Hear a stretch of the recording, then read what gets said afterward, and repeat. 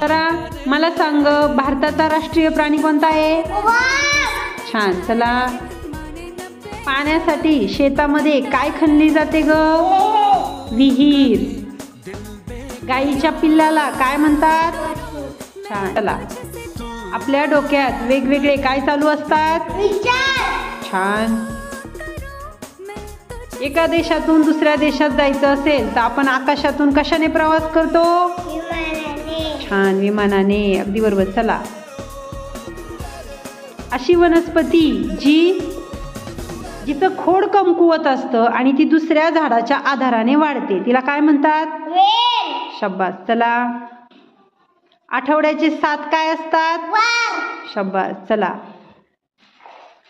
मराठी महिन्यातील एक महिना ज्या महिन्यामध्ये कडक असं ऊन असतं, कोणता रे तो महिना? वैशाख.